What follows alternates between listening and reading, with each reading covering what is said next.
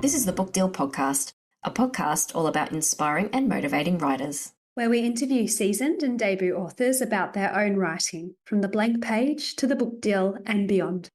We hope these stories will help you to stay positive, focused, and carve your own path forward.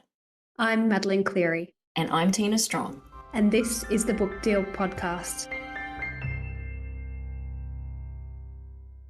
The Book Deal Podcast acknowledges the traditional owners of the land and waters which it's recorded on and pays respect to their elders past, present and emerging. Welcome to the first of 3 episodes in our summer series, where Tina and I chat with some of our amazing Australian debut authors who released their books in 2024. In this episode, I chat with 2 of my wonderfully generous fellow Affirm Press authors. Kyra Geddes gave up a successful career in marketing to pursue her lifelong dream of writing a novel. Her dream was realised when her debut historical novel, The Story Thief, was published in May this year, which was the culmination of almost a decade of research and writing. Lovers of historical fiction, art, and women's stories will delight in this novel as it tracks through the 20th century in Australia. Mark Mupotsa-Russell's debut novel, The Hitwoman's Guide to Reducing Household Debt, and yes, Mark wins the award for Best Title, won the Affirm Press Mentorship Award in 2023 and was released in September this year. I've met Mark in person, and I can hand on heart say he is the nicest human ever, which is why I got the shock of my life reading his novel. And I'm not going to explain that, you'll just have to read it and then you'll understand. Join us as we chat pathways to publication, rejections, wins, and all the feels when publishing a book for the very first time. Kyra and Mark, it's just so great to have you here on the Book Deal Podcast. Thank you for having us. Yeah, thank you. I'm just so thrilled. We just actually aired an episode today with Ruby Ashby-Orr, as you both know, is one of the publishers at Affirm Press, which is our shared publisher. And she brings up, and it's really, really funny, our WhatsApp group, our Affirm Press author WhatsApp group, which you both are a part of. And she said that Affirm Press are all running scared. Well, there's no need for them to be scared. I think all we're doing is just trying to give each other some, moral support and just share a bit of experience and hopefully save having to ask a lot of the same questions of Affirm. Yeah, Exactly. we're a few steps away from collective bargaining, I think, so far. Yeah. Yes, quite right. Not a union by no means. Well, I'll be sure to send this episode to Ruby to just confirm that we're all good. We are very much on Affirm Press's side, so we love it. We love you, Ruby. Yeah. We love you, Ruby. So I have been watching your experiences from afar. And so you're both obviously debut authors for this year, and this is still 2024, so I can say that. And that does sound a little bit creepy. So I thought, well, why not bring you both on so we can have a chat? It's the end of the year and talk about your experiences so far. So I think that, you've both done so well, and we all have so much to learn from the both of you. So I'm very, very excited. Before we jump into some of those experiences that you've had, though, I thought, why not start with the question that all authors just absolutely love, and you've probably done to death this year. Can you give us your elevator pitches for your novels? And I might start firstly with Mark. Yeah, sure. Thank you. Yep. This is the thing you hone, the thing you really get to work. So my novel is The Hitwoman's Guide to Reducing Household Debt. And it's about a suburban mum with a dark past as a contract killer. She sets out to take revenge on a group of criminals who've wronged her, but she can't kill them directly because she believes that will bring karmic retribution on her family. So instead, she manipulates the men into getting themselves killed through bad personality traits like their anger, ego, and greed.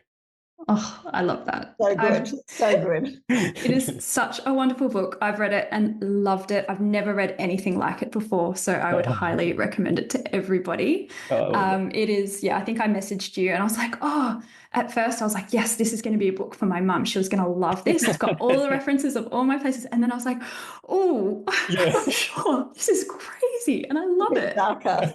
I've got it wrapped under the Christmas tree for my husband. I know he's going to love it. I was actually just talking with my husband then, showing him the amazing cover, and I'm like, this is a book for you. Yeah, I love to hear it. Okay, wonderful. And now, Kyra, you have quite a different book, I think, to It is Mark's. a very different book in tone and everything. So my novel is The Story Thief. It's a historical fiction. And I think the best elevator pitch came from the review I got in the Sydney Morning Herald. I love it. They described it as a family saga that doubles as a feminist reimagining of Australian history and literature. And I'm like, yes, that's exactly Yeah, right. Because I it love is two novels in one. I kind of wanted to create a page-turning and emotional novel about one woman's life, but I also wanted to tell the story of Australia's coming of age in art and literature and as a former British colony. So, and the other part I haven't mentioned there is the whole thing is inspired by Henry Lawson's story, The Drover's Wife. So it's a feminist retelling of that. And yeah, lots of layers, lots of layers. And you Yeah. just do it so well, Kyra. And we were messaging today. You are a master at historical fiction, I must say. I can't believe this was a debut novel. It's an incredible achievement, what you've done. Thank you. That's very, very generous of you, coming from a very good writer, as I know you do. Yeah, absolutely. It's very generous of Kyra to have read a very early draft of my novel, which Oh, I'm wow. very grateful for. So, yes, it's amazing to have, a shared journey, I think, in the historical fiction space with a firm. So, Kyra, maybe we'll continue then with you. I'm really interested to know, I suppose, about that journey to publication. I've read that it took you 10 years to write The Story Thief, and there is an incredible amount of research that's gone into it. So, do you want to tell us a little bit about that journey, and when did you know when it was ready to submit? Okay, all right. Well, the journey, as you said, it was a 10-year journey. I first got the idea back in 2014 when I was at uni doing my mature age degree in English and creative writing. And we read Henry Lawson's story, The Drover's Wife, in class, and some of its best-known retellings. And even though it's a story about, a drover's wife who is depicted as the heroine, she remains unnamed in the story, as do her two daughters, whereas the two boys are given their names, Jackie and Tommy, and even the family dog is named. So the story really does beg for a feminist retelling, and there's a very long tradition of those. And I kind of fancy, at the time then, there were no novel retellings. There was only like poems and short stories and songs and things. So I really kind of fancied the idea of throwing my hat in the ring. And I thought, if I can pull off a novel and if I can do it well enough, I have a good chance of getting published. And so I was sort of strategic about that decision, and I think that bore out in reality. But then the sort of secondary inspiration for the novel snuck up on me afterwards, because some things you don't realise at a conscious level. And it was actually a couple of years into the research and writing that it occurred to me that it was actually the setting of Henry Lawson's story, which is this like remote outback setting, red dirt floor, all those sorts of things, is actually really similar to my own first couple of years of life, living in the South Australian opal fields with my parents, who were adventure-seeking German immigrants. And so I think I saw myself, not in the character of the drover's wife, but in her unnamed infant daughter. And that's who I've called Lily and imagined her life. So I think that story came for me just as much. I thought I was in charge, but actually I think it found its way to me. So yeah, so then it was a very, very long journey, lots and lots and lots of research, because the fictional story I created was spanning the first half of the 20th century, 1900 to 1954, taking in, both world wars and women's suffrage and all those sorts of huge events, none of which I knew anything about. So lots of research. But I just kind of approached the task sequentially, chronologically, really. I just chapter by chapter. And it was about 4 or 5 years of actual writing. And really, when I got to the end, that's when I felt it was ready. Maybe it wasn't, but I felt it was ready at that point. And how many words did you have, Kyra? You've told me this that's before. the embarrassing thing. So this is a family saga, let's be clear. And so, in fact, there's still more of the story to be told.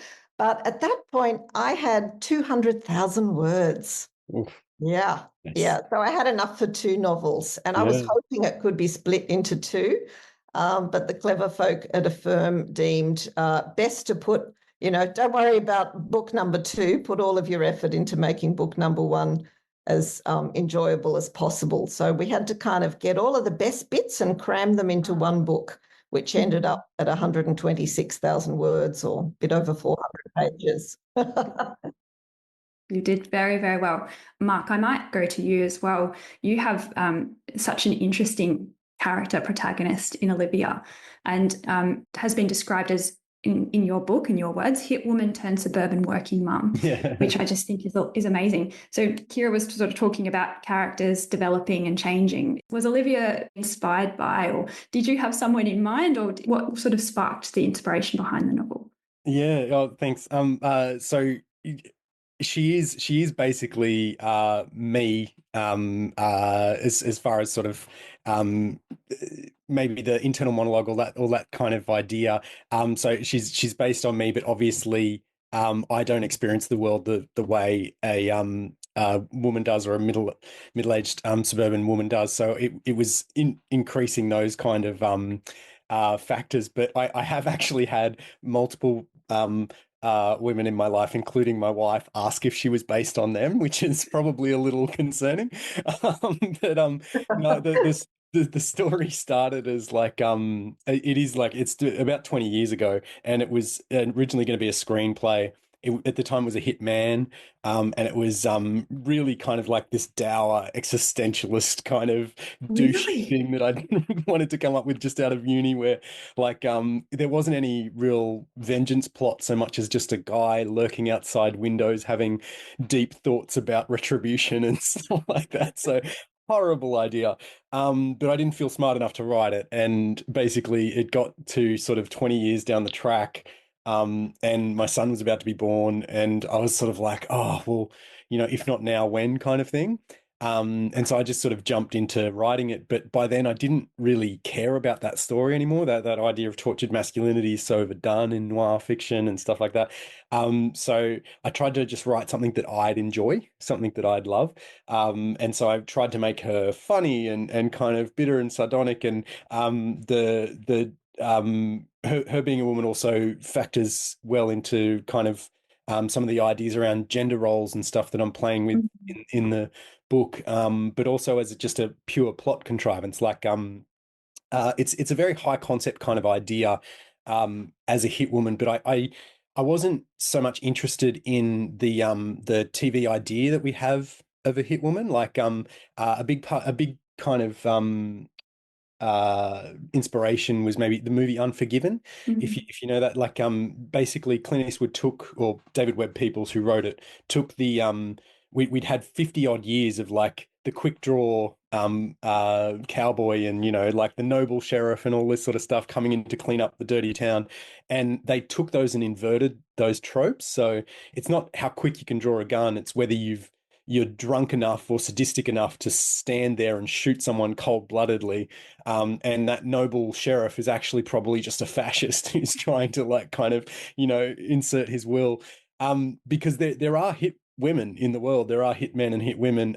They're not like this like amazing super assassin that shoots the Russian ambassador from a kilometer away. It's more commonly it's someone who works for like these massive crime syndicates, and kind of their only real qualification is whether they're willing to do the job, I think, and do it on command. And so I was interested in taking someone who might have that experience, but also have sort of grown up in a not totally dissimilar kind of way to me, and it might be someone I know or someone I might meet, and just make that character as complex and interesting as possible, and really weigh those treat those consequences with real gravity. So that was kind of what I set out to do, but make it fun. Oh, you did it so well. That dark humor comes through so clearly throughout it. Your Google searching then must have been wild, like when you were trying to research hit women and all these types of things, international crimes. Very dark, but I'm also leaning on like about 30 odd years of crime movies, and like being way too into like Scorsese and Michael Mann and like Tarantino and stuff. So contemporary novels still have very similar kind of styles of research, same with the historical fiction novels too, so you can't discount that. Okay, Kyra, I think it would be really interesting for our listeners to hear then. So you've got this manuscript, you've got your 200,000 words, you feel like it's ready, you've spent years developing it. What did you do then? So at the end of that, the first thing I did was I did submit to one agent. And that was probably a premature decision because I did actually have an introduction to one of Australia's top agents. And I think even admitting that I had 200,000 words was probably a big mistake. And she did read the sample chapters and she was very polite and she said she had no doubt it would find a home and it was a very ambitious project.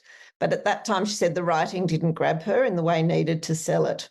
But something very interesting happened after that rejection and after I picked myself up off the ground was that I then went and got 2 manuscript assessments. I actually had one lady, Laurel Cohn, who's very well regarded here, and she just read the first 50 pages or so. And I had another lady called Philippa Donovan of Smart Quill, who's London-based. I wanted to get a broader perspective. And she read the whole thing. So, I had to put a bit of a financial investment into that assessment.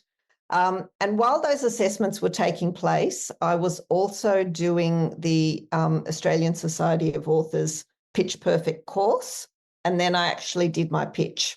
So I did the pitch before I'd had the assessments back. And I pitched to a firm and one other publisher. And a firm was my preferred publisher because of their success with Pip Williams' The Dictionary of Lost Words. And I saw some parallels. So Martin Hughes had come back straight away and said, yep, would please send me the sample chapters. And then I said, actually, can I hold off till I've got my assessment? So it ended up being, it was over 5 months before I, in the end, sent him the chapters, which was making me nervous, but it was sort of a long process because you can't, there was a lot to work with.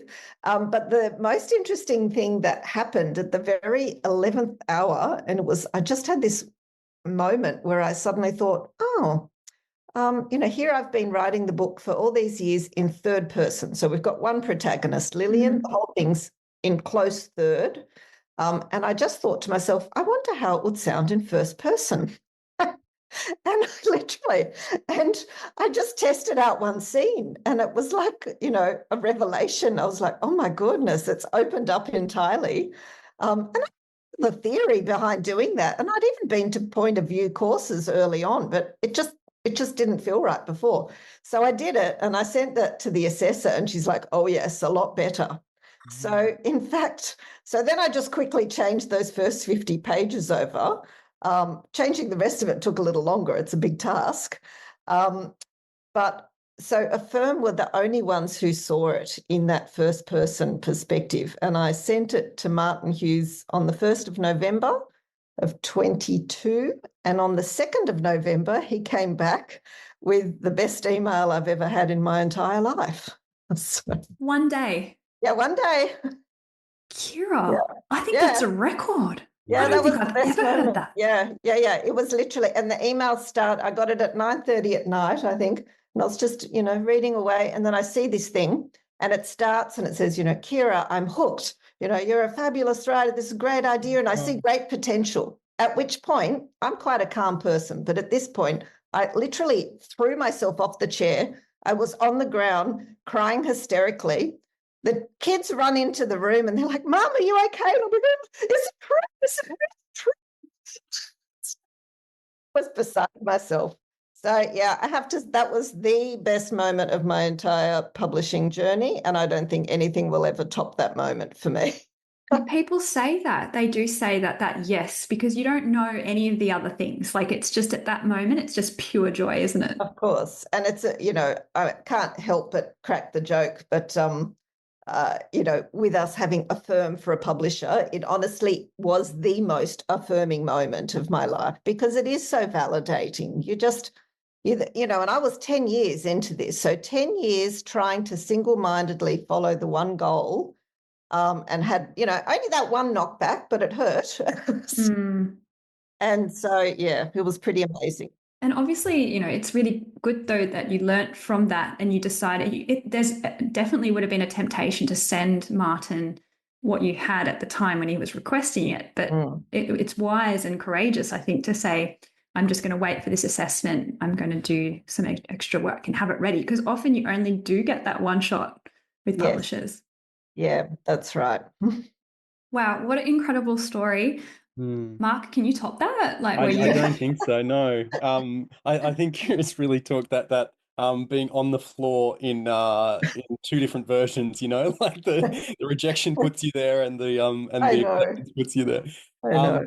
My story is sort of like 20 years and 500 odd rejections. Like I was working through screenwriting, multiple manuscripts, and I'd kind of trained this reaction in my body, I think, of sort of like sending something off and just assuming it's a no. Like, so you know, you literally press send and then you build the shell immediately. And it is one of those things of like my sister-in-law actually made fun of me for having a Yahoo email address at one stage, so I swapped to a Gmail to be a little bit more professional, which meant that was purely my writing one, which meant I had a catalog of all my rejections. Just like anytime there was an email, I knew it was going to be bad news, which is not a good psychological thing to do. And then it flipped, and suddenly, you know, in this journey, it's been every time there's been a good news, and that's amazing. But basically, what it was that I, in my mind, so I'd entered the Affirm Mentorship award, and I'd kind of in my mind imagined that it closed, like that I would have heard back by, you know, X date, and it was sort of 2 weeks later. And I'd already kind of written that one off, and then marked got it this in your spreadsheet. Yeah. Well, the mental spreadsheet. I'm not organized, as we've discussed. So, you know, there was, but and then I get this email back, and I actually like it snuck under the shell. It was sort of like that sudden, like, whoa, what's going on? And then that was just a wonderful time, and through that, I did like a Varuna retreat for a week with three other writers who've remained friends. Like and their books are definitely on their way. They're coming. And you know, did this wonderful sort of thing. And then the book actually there wasn't actually that much that they wanted to change about it. I had like I think this is maybe projection of myself, but like I'd sent it around to a few people, and I'd been rejected without even getting a request for sort of the whole manuscript. Whereas friends that I'd sent it to, who were published authors, beta readers, all that sort of stuff like that, were like really positive, and I felt like I'd kind of done what I set out to do. And so I didn't really know what was happening. Like there was clearly something wrong. I think maybe I wasn't pitching the tone, like, because if you describe the plot of this, it sounds incredibly dark and twisted, and there is a lot of darkness, but the tone kind of was there. And I think being in that competition meant that they read the whole manuscript, which was sort of like or as much as I gave them, which I think was a real kind of boon for me. So that's a bit of a tip, like for any emerging authors, like competitions, thumbs up. Yes, and Tina and I, we sort of battle on about competitions and how important they are. Well, and that certainly worked very well for you recently, Madeliene, didn't it? Yes, it did. Yeah. I know, exactly. Well, we'll see. We'll see if anything comes from it. A long listing alone, or you know, a selection is incredible. Yeah, exactly. And it's that affirmation, isn't it? Having that, you know, the validation is very important for a writer. So, Mark, can you tell us a bit more about this mentorship award then? So they run it yearly. A firm runs it yearly, and they kind of switch up the genre each year. Although I think they, you know, because a firm tends to do like historical fiction quite well and crime quite well, those kind of appear quite regularly in general fiction and stuff like that. And basically, you just get the Varuna session, like I said, and it's this beautiful old house in the Blue Mountains that was gifted. I think they do give you a historical tour, but at that stage my eyes were like bugging. my skull, so I didn't remember much of it. But it's this gorgeous kind of place where it sounds so simple, and anyone who's been on a writing retreat will know what I'm talking about, but just having your meals cooked for you and a place to kind of work, and not being there to be worried about like kind of, kids if you've got them, or chores, or, all that sort of stuff. The amount you can get done, and that focus time, and being around with other people. We had 5 o'clock wines down by the the fireplace and stuff like that, and just chatting over writing, and it creates that energy, and yeah, it's just amazing. So Varun is this beautiful place. If you get any chance to go there, they run things throughout the year, and you can just pay to go. You don't have to necessarily win something. You just have to pick your time. But basically, we were there with 2 editors. Laura Franks was sort of working on mine, and she's I was working with her and Ruby Ashby for the actual book. So they kind of shared duties there, but basically they gave like a structural edit, and then just sort of worked on stuff throughout the week, and then at the end of that week, or maybe a couple of days before, you resubmitted to sort of, or no, you chatted, and then you basically, after the mentorship, you had 3 months to resubmit, and kind of maybe get a chance of being published. And so I was lucky enough to sort of resubmit a few weeks after we finished, and yeah, That is the most amazing opportunity to have that time pre-publication, spend it with some very experienced editors, and have that opportunity. Wow, that's incredible. It's astounding. And even having the, because you're eating dinner together as well, so you can talk shop a little bit. We all, I assume you're kind of similar to me. Like I chew up these like author interviews and stuff like that, and for years I'd been like consuming every podcast and stuff that I could, and so I think I had a better idea than maybe the average person of how publishing works. But once you actually get into it, it's different, completely different yet again. And getting a window into it over a delicious dinner, I might add, was pretty wonderful. Amazing. How did you find the editorial experience, Kyra, going from your 200,000 word manuscript as well? It would have been, quite interesting. Slightly traumatic, I have to admit.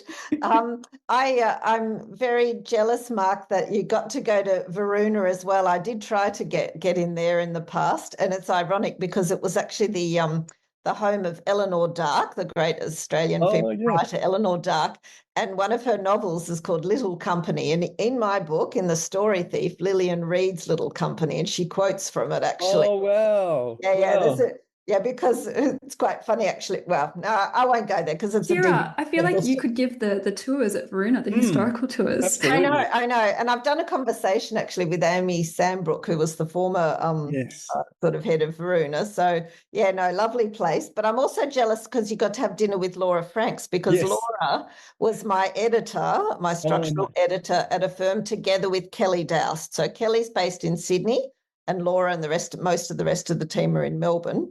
So, I worked with Laura and Kelly, and look, it was a really hard process for me because that book was so big. So literally I thought that, when they all got excited and then I got signed on all very quickly, I was hoping that a firm would be able to then read the whole manuscript and, give me a structural edit. But understandably, I can understand resource-wise, I think they said, okay, you need to have the first pass at it. And the task I was given was to turn my 200,000 words into 100,000.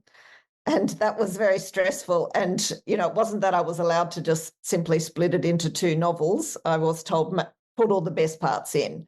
So, which made sense and makes for a better final read. But it was a hard task for me because I was so close to it.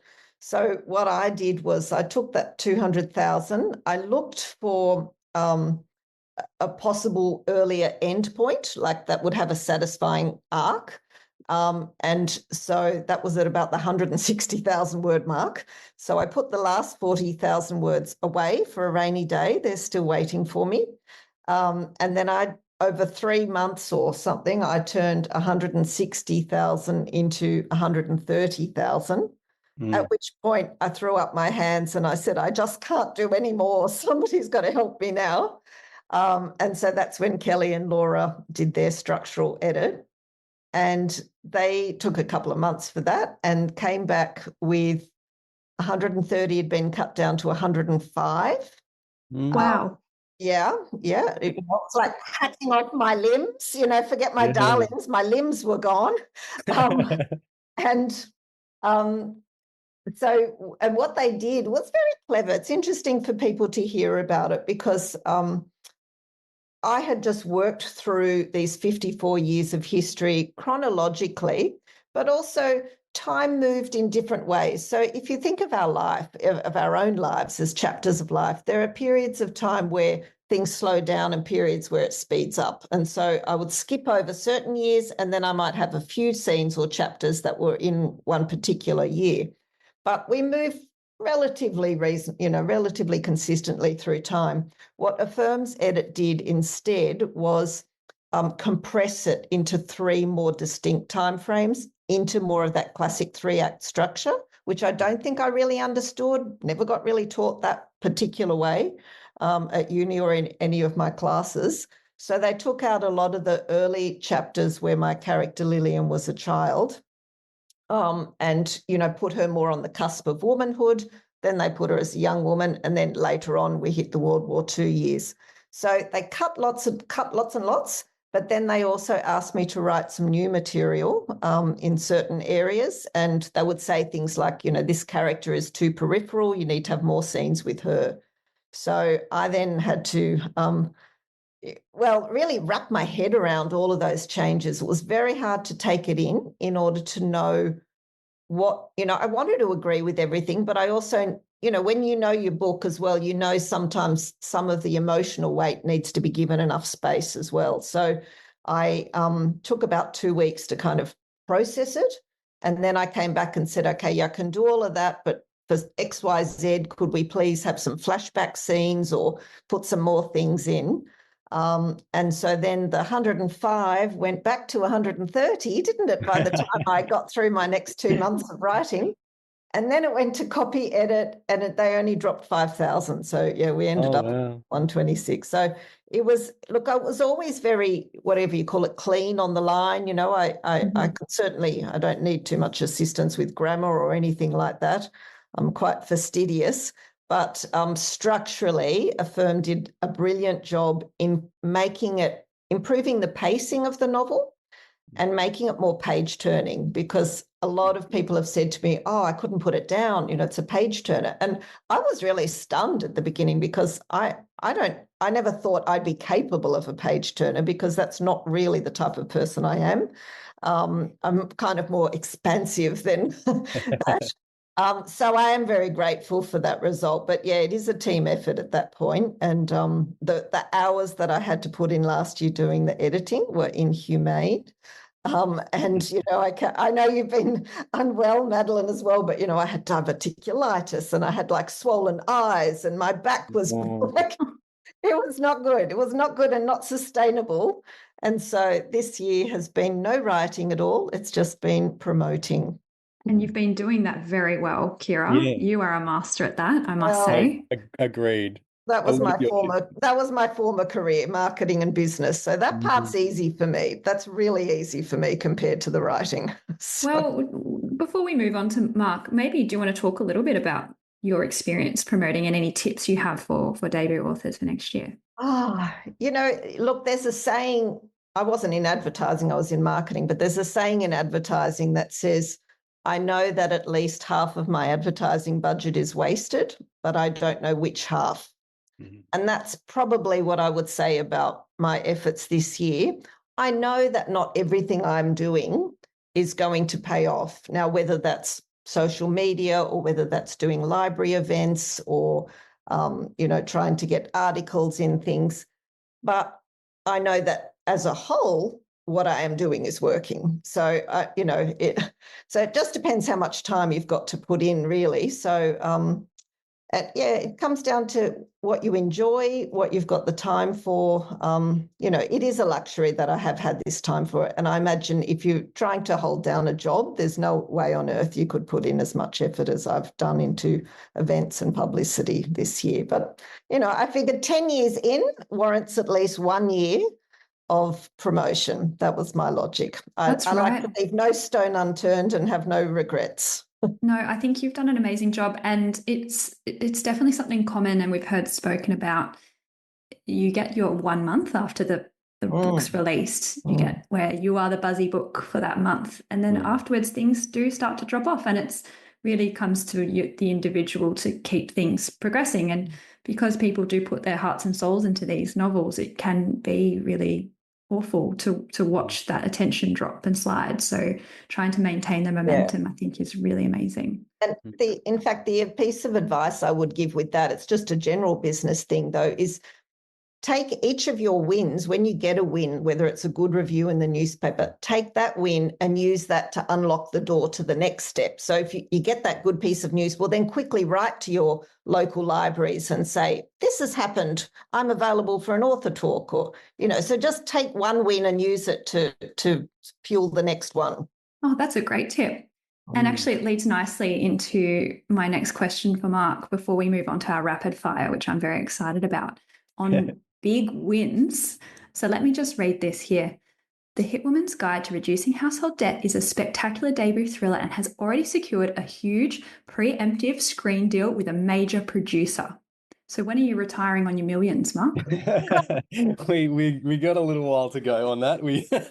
It's all a little bit preemptive is probably a good word for the general deal as well. Like, it's an astounding sort of thing. It came out of nowhere a little bit back in like February or March.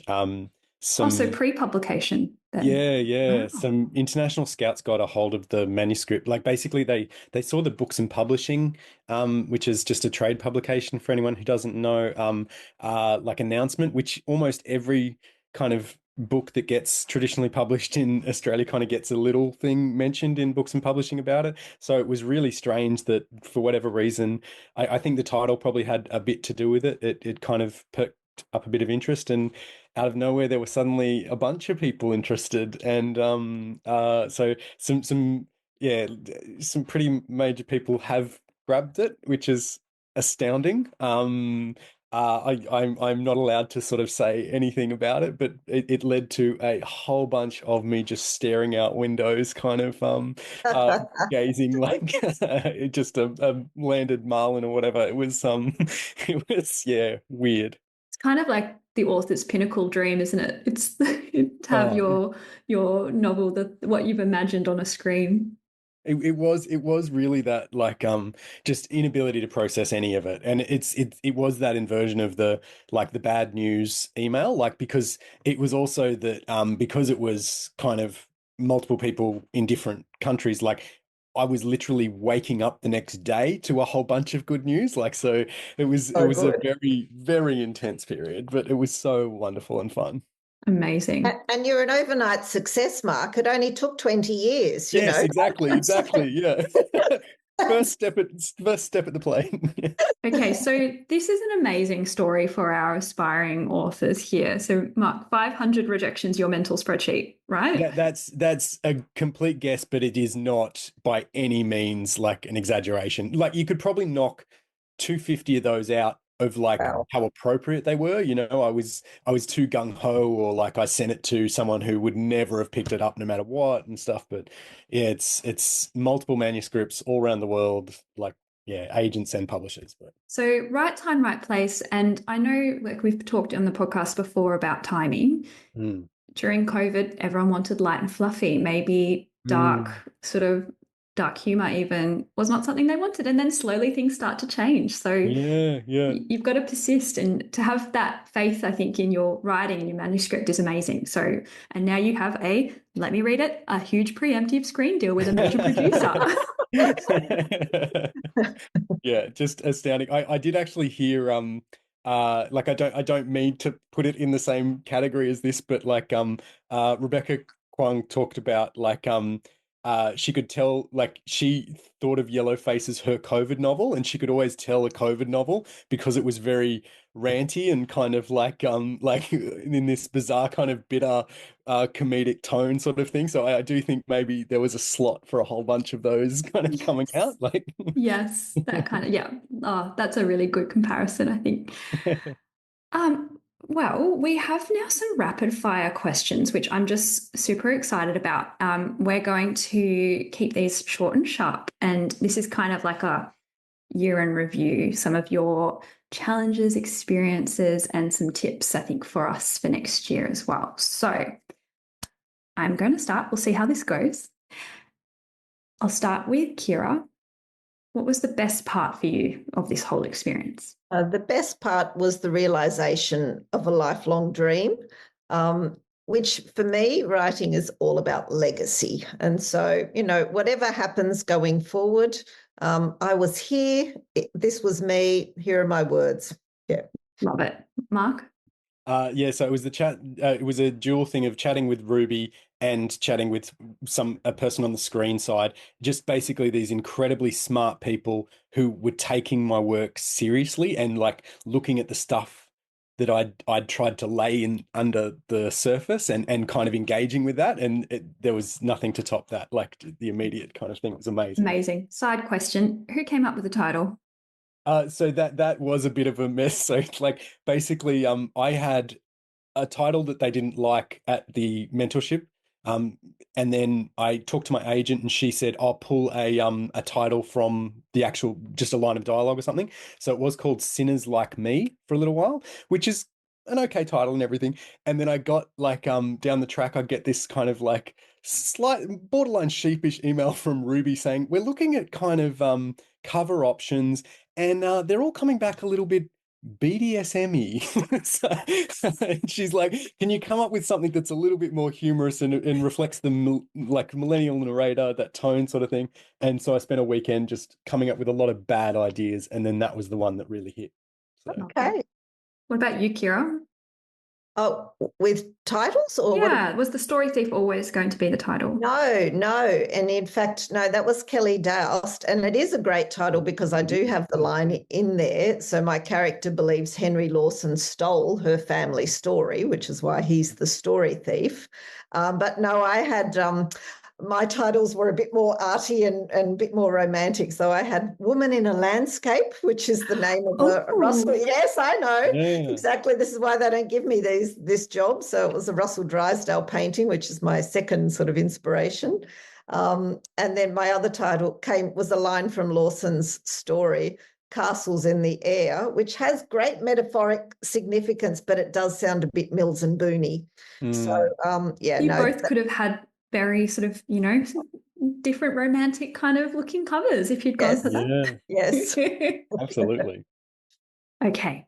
What was the biggest challenge or difficulty? And Kyra, we'll keep with you. I think for me it was just the time sacrificed from family and friends and from just life in general. The more I had to devote to this book, especially during that year of editing, it just felt like everything else in life was pushed to the back burner, and it is a big sacrifice. Definitely. For me, social media. I'm not naturally a social media person. I joined Instagram about 8 months before the book came out so that I could build up whatever amount of following I could have.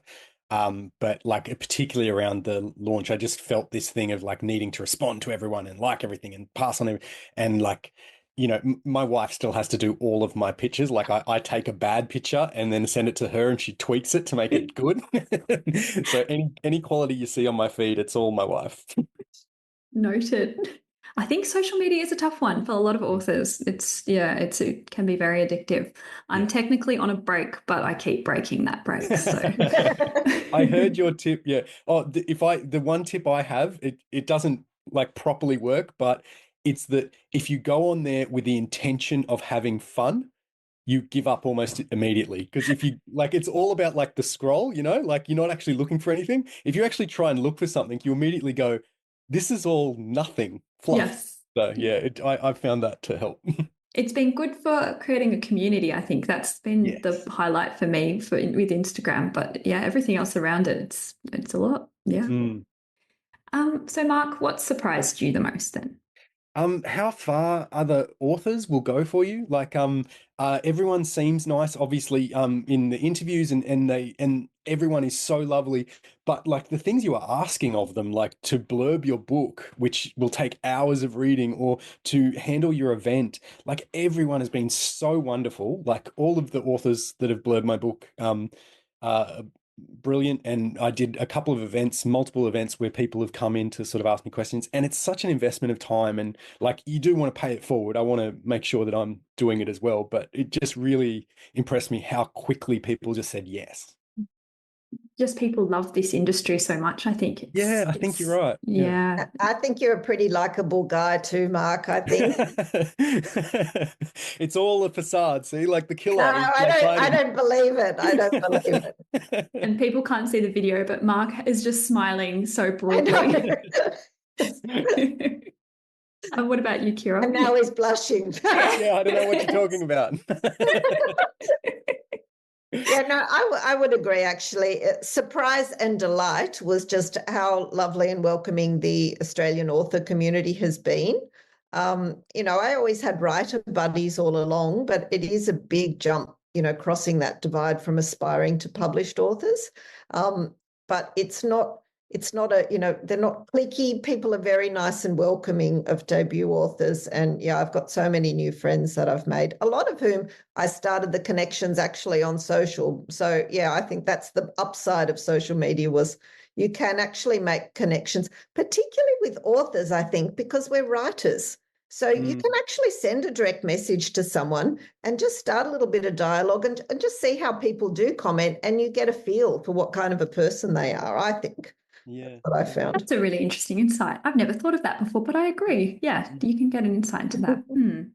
Kyra, do you read your Goodreads reviews or your reviews generally? And should we be reading them next year? Yes, I do read them. I mean, I've been really lucky in that I've had very, very few negative reviews. And so there are so few that I'm able to, kind of write them off as an aberration, which is good. I think the first time I did, just before the release, I think I did read a review that came out. It was on social media. And the comments were really positive, but then they gave it 3 stars. And I remember I actually had this overwhelming sensation that I wanted to go into my bed and hide under the doona. And that is not something I would normally say. And I think it was just that first time, though, where, like you said, Mark, you've got to steel yourself for the rejection that's coming. So I've been, I was very steeled early on. Luckily, I haven't needed to be. I reckon the most scary was when I was fortunate enough to get a full-page review in the Weekend Australian. And when I was reading that, I was so nervous. I literally could not feel my extremities, like my hands or my feet. And thankfully, there were a couple of qualifying remarks in there, which I agree with, but overall it was really positive. And basically I thought, well, if they're going to give me a positive review, I can live with anything else that comes after this. So Goodreads doesn't scare me. What about you, Mark? Yeah, I think maybe. So I had an author friend kind of mention, I think the book seems to be going really well. You can tell from how many Goodreads reviews there are. And I immediately, like, I'd been avoiding it up till that point, and I immediately went on there. I was like, what's a good amount? And then like I was trying to check and stuff. I think if you've got a bit of a bank up of reviews on there, I think it is worth going on at one stage, if only to see how incredibly subjective that stuff is. Because like I got this stream and like it hurts. Like there is negative stuff. It's always going to hurt when you're doing something super personal. I've got like a reasonably varied kind of thing on there that I've seen anyway. I haven't gone in there in a while. But like as I was reading through, I'd get like, this book's hilarious. And then the next one is like, I can't believe like there wasn't a single funny joke in this. This is a mix of like amazing tones, and like how did the balance work so well? This book doesn't know what it's meant to be, all that sort of stuff. And just immediately going like, this is a personal thing, and like I have had more positive ones, and the like the professional critics and stuff like that have been very kind to the book and stuff like that, and I think they've seen at least what I was trying to do. But I think at the end of the day, Goodreads is a reader space, not an author space, because we would not talk. Well, I know there are some bad authors who have done this stuff in the past, but I think as a general community, the author community would not talk about each other's books this way, because we know what's behind it, and we know that you don't, with very rare exceptions, you don't set out to write a shit book. You don't set out to write like a cynical book. I think that's the one that maybe people react more badly to. Like, you don't mind a book that swings for the fences and misses, but if a book is kind of hitting kind of just the basic notes, very few people, I think, are actually setting out to write those sorts of books. Most of the time you're trying to put something interesting in there, and we just wouldn't hurt each other's feelings that way, because it does hurt. Of course. Yeah, and especially I think when authors are tagged on social media for a negative review, I think it's totally fine. If you've got a different subjective opinion and you didn't enjoy the book, that's fine. Engage. And I think I've heard, so I was having a beer with Robbie Arnott, which was amazing after one of his events, and with Ali Parker. And I asked him this question, like, how do you deal with like negative reviews? And Robbie said, I just love it when people engage with the work, particularly when it's reviewed, and sort of like a critic will review it and really get into it and offer sort of those qualifying things that Kyra, you were mentioning, because the fact that it's such a rare thing to have someone critique your work, and having someone engage with the matter at that level of detail is a privilege and quite incredible. I'm not sure if the same you could apply to Goodreads reviews or reviews on social media, but it is amazing that you're starting a conversation. Absolutely. Okay. Has anyone found a mistake yet? I'm about to do my final read of The Butterfly Women, by the way, over Christmas. And this is my nightmare. Well, if I start there first, no, generally not. I think the only thing that came up, I mean, I was absolutely fastidious with my historical research, but there was one scene that I wrote during the structural edit, and I didn't get a chance to research something. And it's just, there's a castle in my area, and they used to, it was the scene of air raid drill. It was an air raid shelter, or for air raid drills, I should say, during World War II. And I apparently it wasn't under the house in the basement as I thought. It actually was in a cave. So that was told to me by the owner of the property. So I'm very sorry for that. But apart from that, no mistakes that I found. Always claim that's fiction as well. Yes, I know, but but in historical fiction, we like to get it right. Get it right. I had someone very proudly point out a plot hole, and then I was lucky enough to be able to say, like, oh, actually, you remember that bit in the text? And they're like, oh, I'd forgotten about that. So it was, nice. it was helpful that they kind of spotted the mistake. But other than that, not so far. But please don't work your way into finding them, because I'm sure they're there.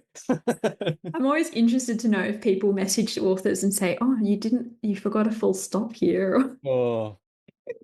Because it's going to happen, especially in, 124, 6,000 words, Kyra. Like this. Yeah. Okay. Well, that's reassuring. All right. What's the one thing you wish you knew before you were published? I'll start with Mark. No, Mark, do you want to answer that? I'm still not sure what to say. Mark was smiling, so I was okay. Well, I think it's relevant to obviously this chat, but like part of it is like not to be as stressed about the interviews, because like it's completely understandable of how nervous people get and stuff like that. But like even in the debut crew, we were talking about it, and people were talking about taking beta blockers and stuff like that. And like it's stressful kind of, building up to this stuff. But the thing to remember at the end of the day is that like almost without exception, like the interviewer is invested in your success. Like they're not going to hit you with hard questions and stuff like that. And I think, prepare, be ready, understand your talking points and what the sorts of questions they might ask and stuff like that. I personally exercise before I do them, get some of that like adrenaline out and do little things like that. But like that build up of like stress that you're going to say something that will somehow destroy your entire career or something like that, that it feels like it might be. It's just not.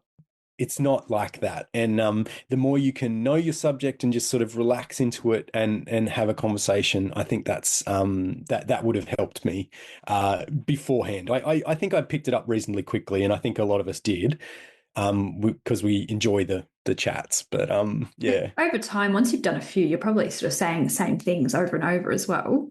similar. Yes, yeah. You're talking because my Kyra's marketing background, I'm PR, so yeah, talking points and all that sort of stuff. You guys should have a little business, a side Yeah. hustle for Let's do debut. it. Let's do it. Yeah. Kyra, have you got your answer? I don't think I've got anything really good to say there. So no, I'm going to pass on that Okay, one. all right, no, pass, that's fine. So, well, Kyra, what's next for you then? And this is a question that, authors often get asked when their book comes out. They go, what's next? They're like, but wait, I'm still. Actually, yeah, I nearly answered that last one that way. I suppose one of the things I find hardest to deal with actually is that on day one, when you go into a bookstore to sign your freshly printed or copies, the first question you get asked is, have you got another book coming? And I actually found that really hard to deal with. I mean, I could answer it smoothly enough, but yeah, sort of no, not yet. Like, and this is the thing. It's an industry, and I mean, I have that business background, so I get that. It's an industry that constantly needs to be fed, and the bookshops in particular, and the publishers. They do want authors who are ready with another book in the pipeline and another one behind that and another one behind that. And I suppose to some extent I have bucked the trend a little bit on that. I have not started.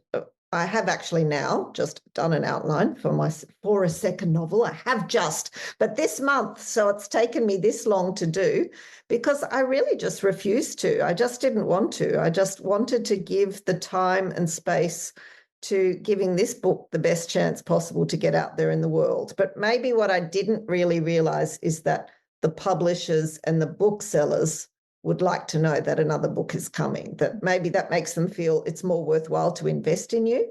So maybe I shot myself in the foot a bit there by being a bit too honest and saying I wasn't ready to do it yet. I don't know. But I think, though, you have to be honest, don't you? And Well, it I has am to, honest. yes. I just am. So what can I say? And you can't force a book if it's not ready to come out yet as well. So, yeah. No, because no one's going to write it for you. And No. let's be clear, this is not a lucrative industry. Mega film deals aside, generally speaking, it's not a lucrative industry. So it's not like you can justify it financially. And when it's taking you away from friends and family and all that, you've got to be, if you're going to go in, you've got to go all in. And I was all in for 10 years, but I needed a little break. I think that's totally fair, especially with all the issues that you had last year with your health. Yeah. So Yeah. taking that time and enjoying the experience of getting out and about and talking about your book, that is probably one of the best things is going to these. Yeah, I enjoy that and I connect with readers, and that is actually really, really gratifying. So yeah. Absolutely. Mark, what's next for you other than mega film deals? Well, I'll try and not build up to mega film deal as much in my head because that's bound to lead to drama. So as I mentioned about, like, I felt like the book was doing well. Sorry, I thought the manuscript was solid. My friends were saying it was good. I was getting crickets when I'd sent it out to a handful of people. And so I just had this idea of, I don't know what the hell I'm talking about with writing. I thought this book worked, but it didn't. I'm just going to write another novel. So I actually had almost the first draft. I think I had the first draft almost finished when I got the contract for this one. So I'm actually in structural edits for the new one. And it's amazing. It's I'm really excited about it. It's this road trip thriller about a mother and child kind of on the run from like kind of powerful people, but it's all told from the perspective of a 6-year-old boy. So it's kind of like my pitch idea for it is Emma Donohue's Room on the Run, but like a bit of Boy Swallows universe in there and stuff like that. So it it felt like a really big swing. And so far the response has been pretty good. So I'm excited about that. We'll see how it all goes. Amazing. It's tough writing from a child's perspective, I think, too, and having engaging. I just finished Southern Aurora by Mark Brandy. Oh, I'm not yes, sure if you've read that. Excellent.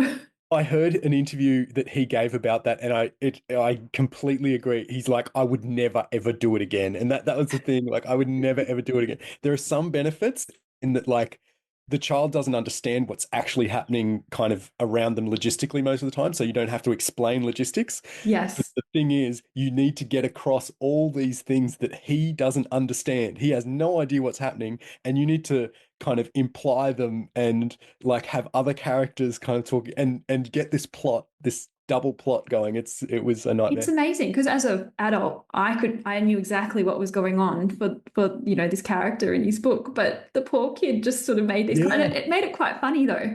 Like it Yeah, was sort of nice. humorous in how it was conveyed. So yeah, it's an excellent book for everyone who's listening. It's a highly recommend it.